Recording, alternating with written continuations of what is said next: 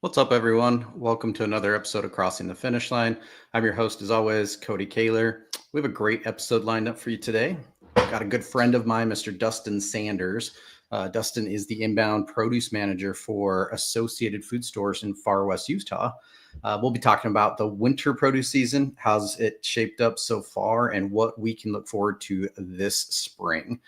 Before we jump into the show, though, we have to mention that this episode is brought to you by A&Z Trucking. A&Z Trucking is one of America's top food and beverage transportation companies.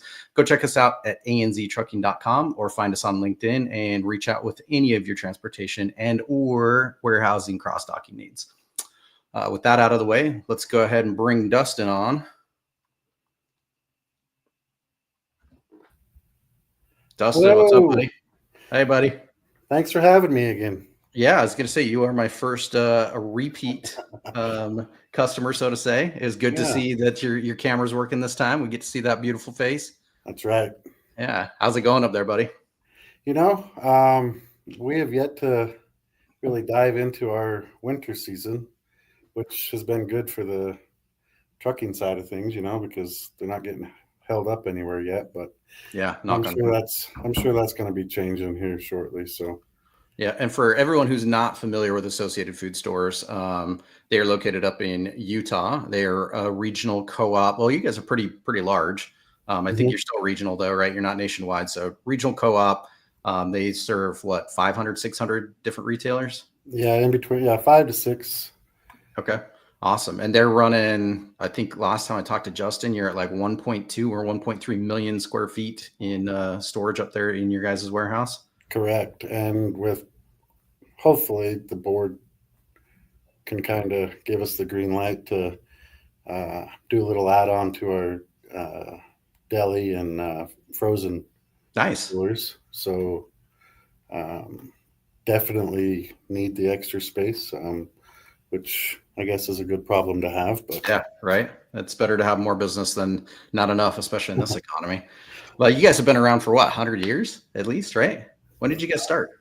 I want to say we're like right there at 90, 91 years. Jeez. Okay. So yeah, we're knocking on the door of 100.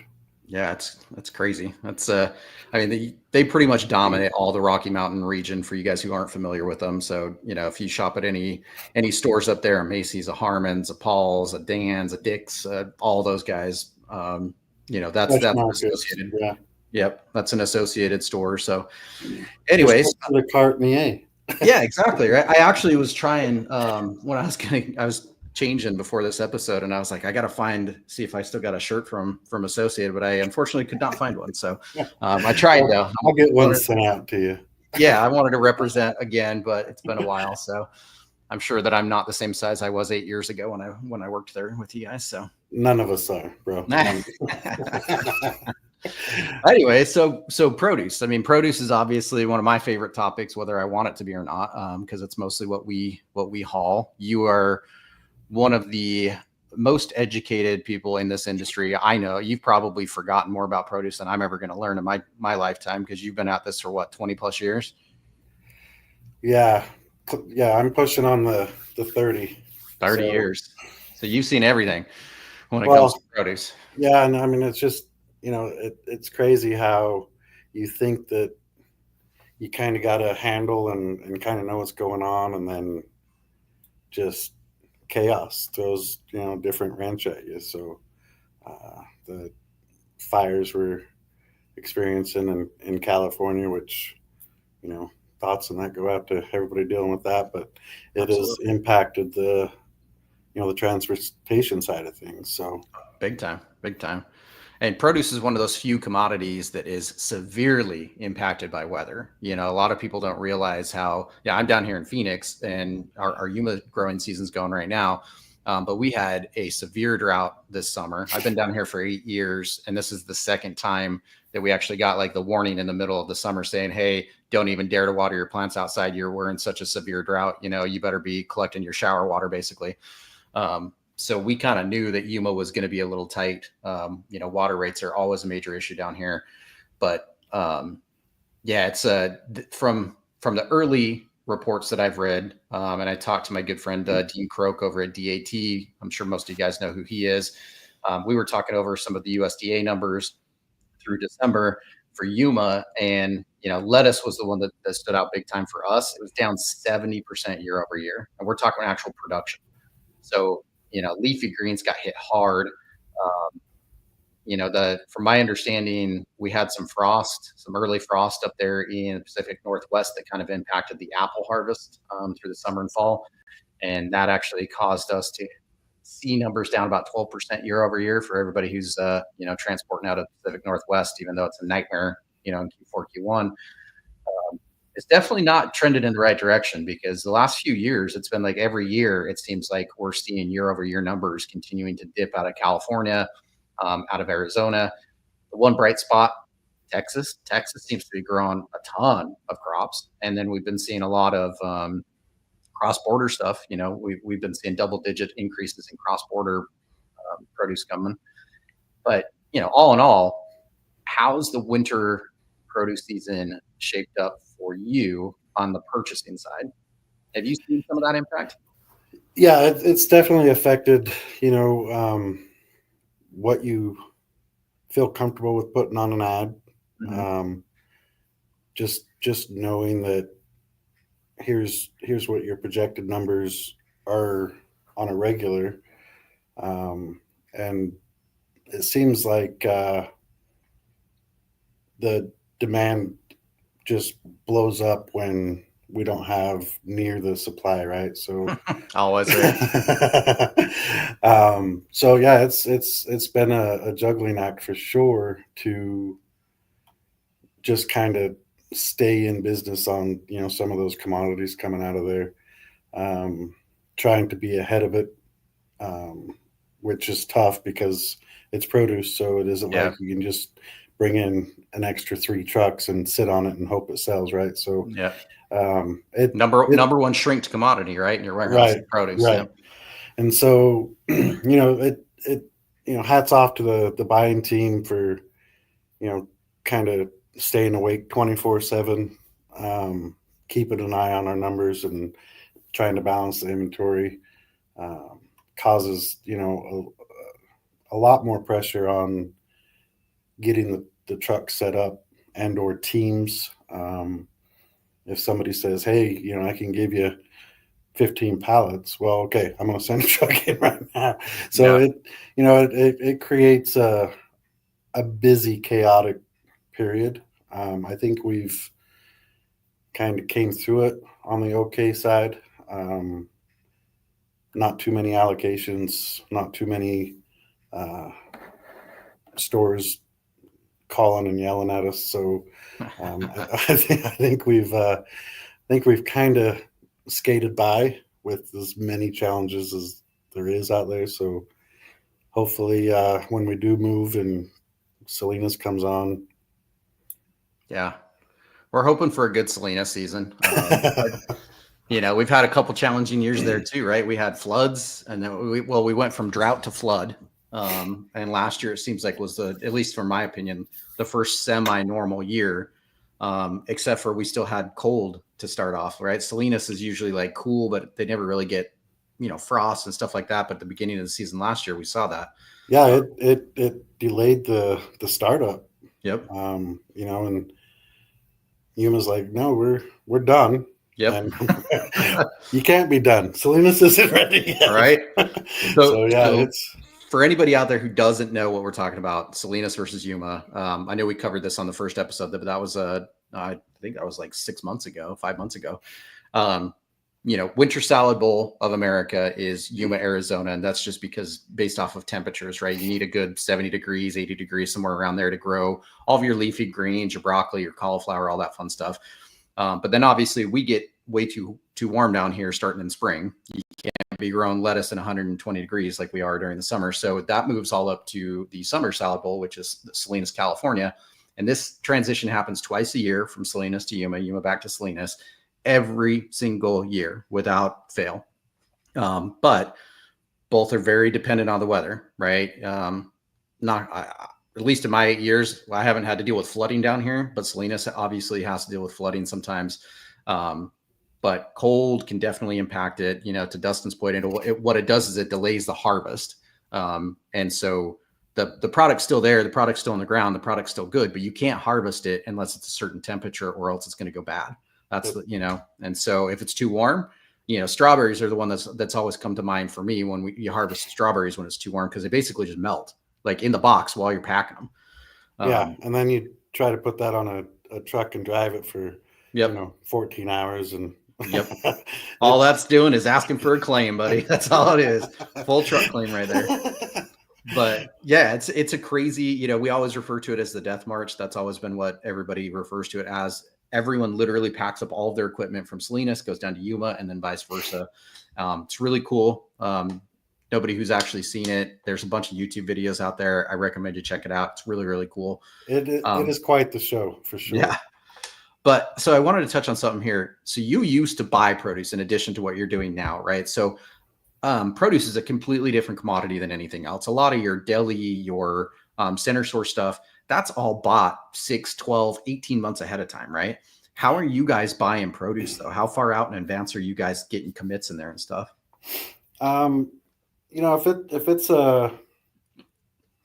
it's a top ad item that we know there's going to just be huge volume, that's the commits on those are about a week out. Okay. But they're kind of soft commits, right? Stores don't want to get stuck or have too much either. So it at least gives us a number to throw a dart at and kind of use that as our starting ground. Most of the time, the number that we get is a lot lower than what we actually go through. So, and that just comes down to the buying side, keeping an eye on your inventory, keeping an eye on, your daily sales, knowing what POs you have out there, how, and that's kind of my job, letting them know that you've got X and X and X arriving. And then they could kind of hopefully give a little projection of what they're going to need to load that week. So for the most part, it's really just a guessing game for the buyers. And you got to stay close for quality. It is a dying product, right? The second that they harvest it, it's dying. So you can't just overstock and hope it sells, and you can't be under. You're going to start marking stores out. So you just looking at history from previous ads and or years to kind of see where we might come in at. You kind of get an idea if we're running at like a 4% increase. You can kind of gauge it a little better with that. But the stores are just guessing as well. So when they bring in their first load, and they get wiped out, maybe a little hotter ad than anybody anticipated, that's where the scrambling starts. Because they know they, pre-book 6 pallets and they're gone already. So it gets a little challenging, but we do what we can to get it back. So it's so different though. Like to your point, a week. So a week for commits, guys. Like that's what you got to understand. Commits aren't like, this is what I'm going to sell tomorrow. This is like what the store's going to actually commit to buying from you guys, because they think that they're going to sell in store next week. But who knows what's going to happen? Who knows if the weather's going to be great, right? Like talking summertime, like watermelons, right? Watermelons and strawberries are always the two that pop into my mind during the summer. Watermelons, you can have a really good week if the weather's good, and you can have a really shitty week if it's raining, right? Nobody's outside having picnics. Nobody's outside barbecuing. And strawberries, the same thing. If you get a hot ad item on strawberries and all of a sudden everybody wants strawberries that week, we've all been to the store when you look at your phone. I get my ads on my phone, and you're like, oh, awesome. Strawberries are $1.99 a pound right now or whatever. And I go in there and I know that their truck delivers Thursday morning. I go in there Thursday afternoon and they're completely gone. Or there's like 3 packages and they all look like shit, right? Yep. And it's like, it's so hard. Like produce is so different. It's so hard. A on our end, at least, like, if I get a load of toilet paper, for example, from one of my customers, I usually get that tender 2 weeks in advance. We always know it's going to load on a Tuesday. We always have a standing appointment. Produce is, I'm getting a call at 6 o'clock at night while I'm on the treadmill, trying to lose my beer gut. And it's one of you guys said, hey, I got a hot load tomorrow. Like, and I know you guys on the same side, you're getting those calls from the buyers, and it is just a completely different world than trucking normal center store stuff. Like, produce is so hard. And that's why, if you look at the statistics, less than 10% of all brokerages and asset companies touch produce.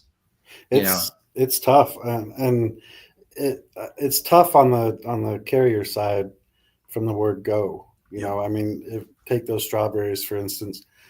if that demand is so high at store level, it's not just the store you're shopping at. It's pretty much all the stores, right? Because you're going to go to the next store and they probably don't have them either. So either we had rain and they couldn't harvest, or the morning mist and it burned off and there was green fruit. So there's a lot of things that kind of affect that.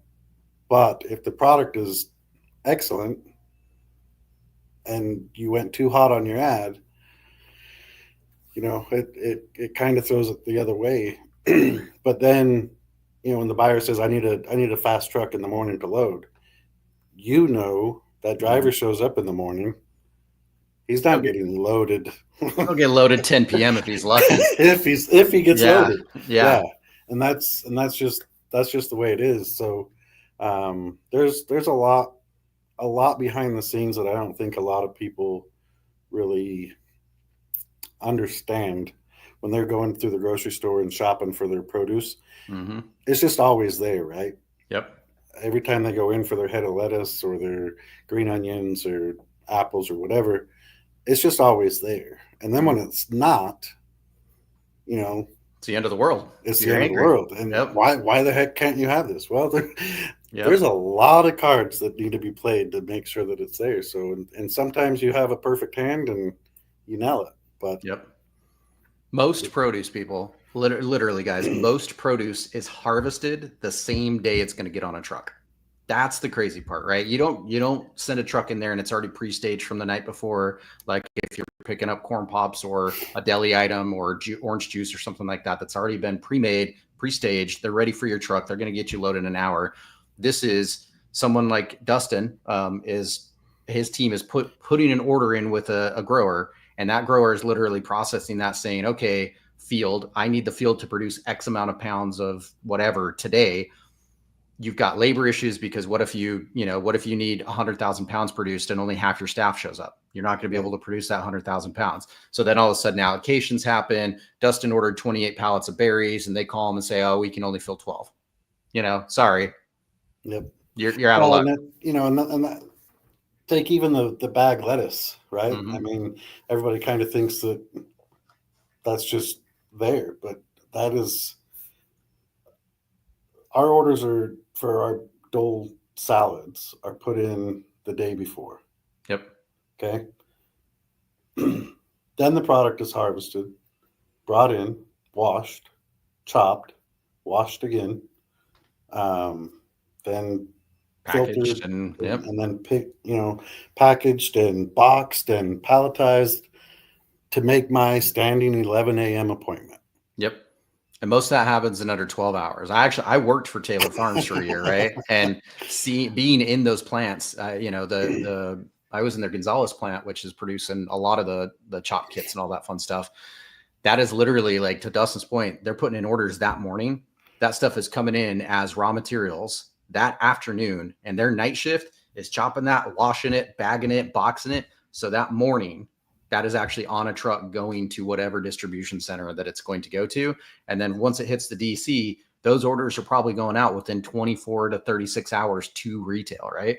Yeah. So like our Dole loads, 7 a week, we have to receive a Dole load every 24 hours of our marking out product. Just to replenish. That's crazy. Just to replenish. So flat tire, DOT check, anything that affects that 13-hour drive, it causes a big ripple in the supply chain. And Yep. those are some of the little things that you just kind of have to wash off and scramble a little bit. But when you're talking blueberries for the 4th of July, You can't be out of that. Yeah, you can't be out of those. you can't. Some wife or mom is in their kitchen and they need an extra cup for their Jello, and Yep. sends her kid to the store. No, there's no blueberries here. Then they go down the street and they go to a different store, and all of a sudden you've just lost a customer for life on the retail side, right? Pretty much. It only takes up that one big event, Yep. And so trying to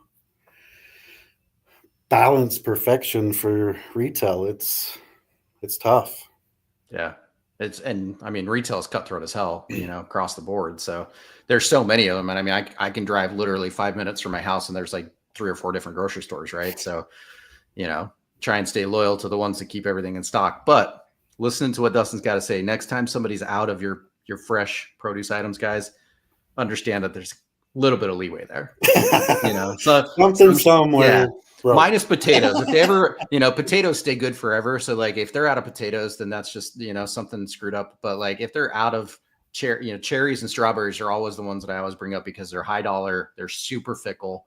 They could be out of temp range for an hour or two. All of a sudden by the time they get to your DC, they're garbage. Right. Yeah. Or an apple or a potato, they could be out of temp range for a little bit. Nobody's going to care. It's, those are going to stay good. But it's just, cut your produce manager at your local supermarket a little bit of slack when they're out of your avocado or out of your, your bag lettuce or whatever it is, because, you can't, on the flip side, you can't overbuy that type of stuff either, because every day it sits in your distribution center, you're losing shelf life and it's deteriorating. So you're going to have shrink every day. You're losing a percentage of that. Right. So, if you look at the produce manager at retail, on the buying side for us, we're just a produce manager for a little larger retail store, right? Yep. So we definitely listen to them and try to understand and give a bit when they do call asking and wanting to know what happens. And for the most part, it's pretty smooth selling, but there's always something that affects something. Like I said earlier, the fires now, drought at the beginning, it's just those little things, but the ripple effect, you just hope it don't get into the tsunami aspect of it. Hopefully you can get the ripples to smooth out a little faster and kind of take care of it. But yeah.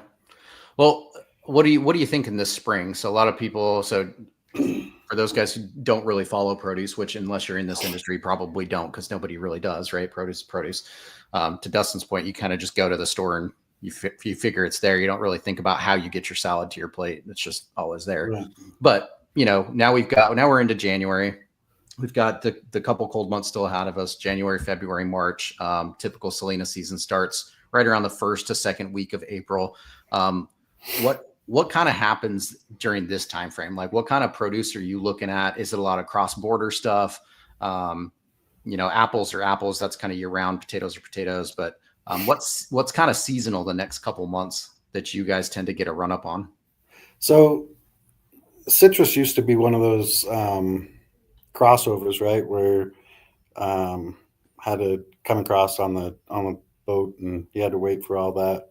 But California's done great as far as kind of adapting and producing.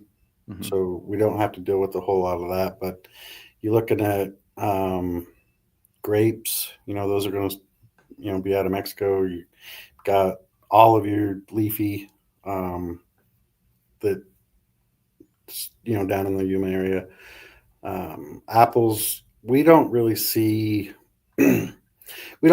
a whole lot of flex in apples. We've got a pretty good contract up there. We're six days a week up there, guaranteed. and then if there's a hot ad, say your Honeycrisp or something like that goes on an ad, then you have to increase a little bit. But your broccoli, your cauliflower, all of that is kind of those kitchen soups and things like that. I mean, everybody's kind of that comfort food is kind of what's going on right now. A cold day, they're making that hearty soup or I would trying a assume new crock pot. onions are probably in that boat too, right? Like Onions, onions, you yeah. probably don't see a huge variation. And I would imagine apples, onions, and bananas are probably pretty steady Eddie through the year, right? Yeah, I mean, you've got a pretty good level playing field with those as far as you know numbers, knowing this is our weekly average. You can kind of base that off of if you are running at a little slight increase or if you dipped a little bit in sales, it's a pretty easy fix across. And then if you do misguess a little bit, they're not going to die in the warehouse, right? So you just hold off on a load and get caught back up. But they're typically just, it's almost like your toilet paper you were talking about. It's pretty consistent. So you don't really start getting into onions until you got the Walla Wallas and our local sweets. Then you start seeing the little bit of a bump, but other than that, they're pretty much flat all year. So yeah, that's the stuff you keep in your pantry year round, right? Yeah. And you pick it up, you throw it away, you go buy more. Every time, right? you buy a 10-pound bag, you use up 2 of it, and when you go to the store, you're like, should I buy the 5-pound bag? Nah, I might use the 10 pounds. No, you never do. You never do. That's me with onions and potatoes. I cannot remember the last time I actually used a full bag of either of those, but for some reason, every time I go, I'm like, do I just buy a couple of loose? Nah. That's too much work. I'm just going to grab the bag and waste my money. Well, because then you're going to go through more, and that means another trip to the store. It's probably true. That's a good point. That's a good point. I'd rather waste some than make 3 or 4 trips to the store each week. Yep. That's the American way, right? You got to overbuy. Yeah. So what are you thinking for this year? Obviously, not going to hold you right to it, but what are you thinking for Salina season this year? So we had last 3 years, I think back. We had a really crap year because of drought, and then we had a weird year where we had flooding the next year. So it was the first cut was bad, but then it was really good quality, really good abundance after that. And then last year was just kind of like ho hum. Last year was kind of just what you expect. Stable. Yeah. You wasn't short, you wasn't worried. You just kind of went in for what you wanted and got out. So, this coming spring, I mean, we've got a couple variables that might kind of change things up. We've got new person going into office, a lot of game plans that may or may not affect, just the country in general. So, those type of things play a little bit in our field.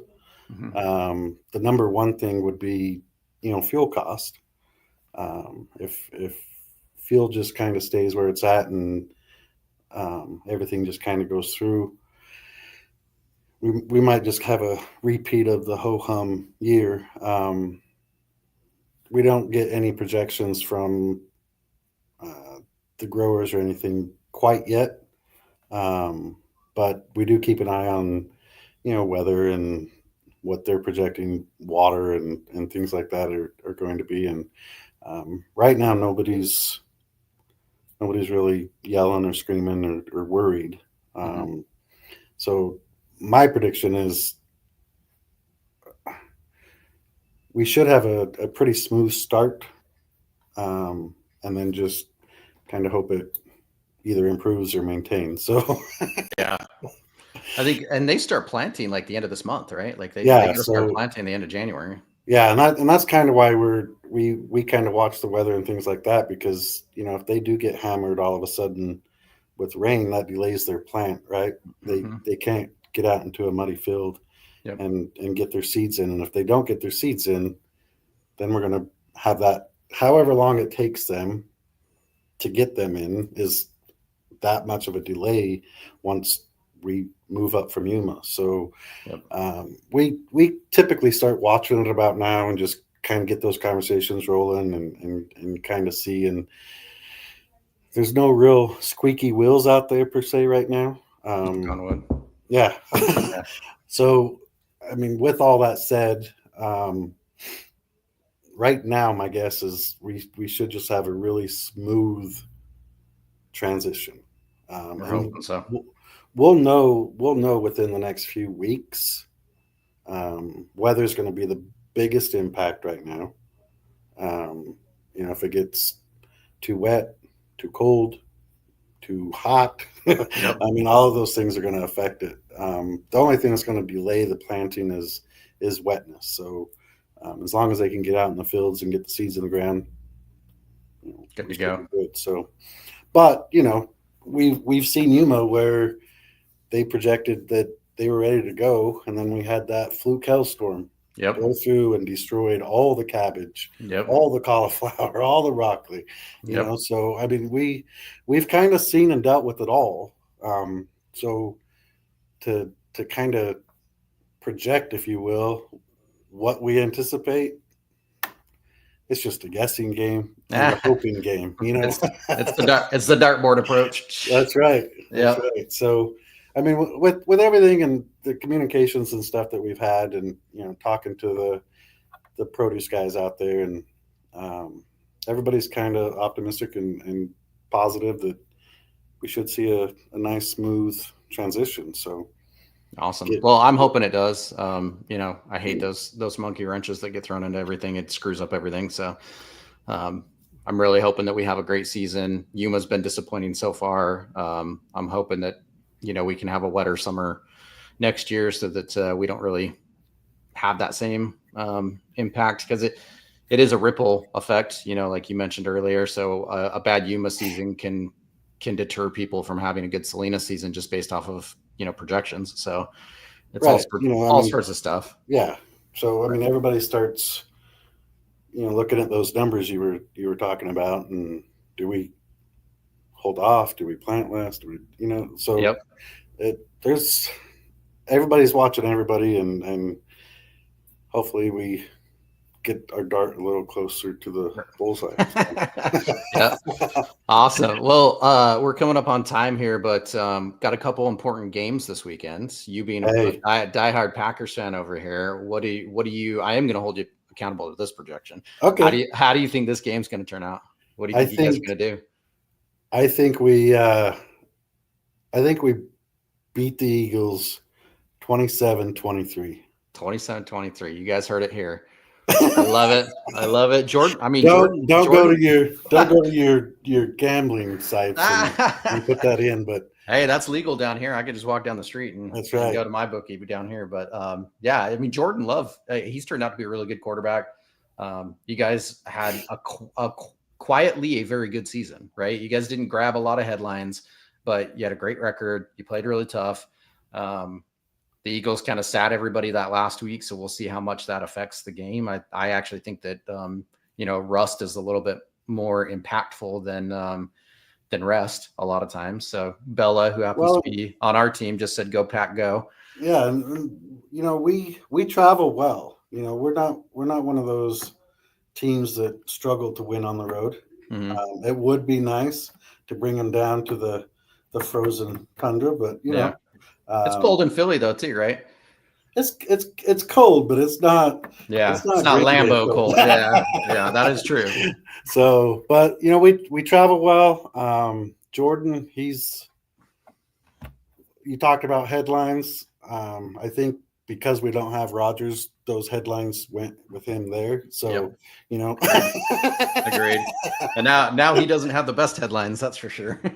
No, it's not looking too good for him. No, I think we've got a really good chance.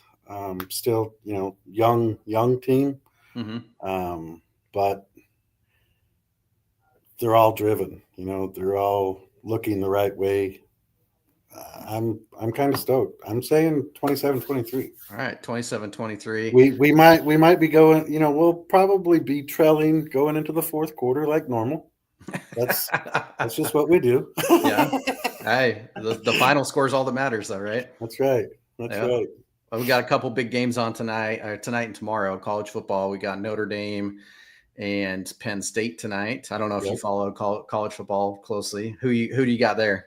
Notre Dame. Yeah, me too. I think Notre Dame beats them probably by a decent margin too. Yeah, I think I'm saying at least 10. I was thinking at least 14, but yeah, I think they'll walk away with a pretty easy vic. So yeah. And then tomorrow, big game. Shout out to all the Buckeye fans out there.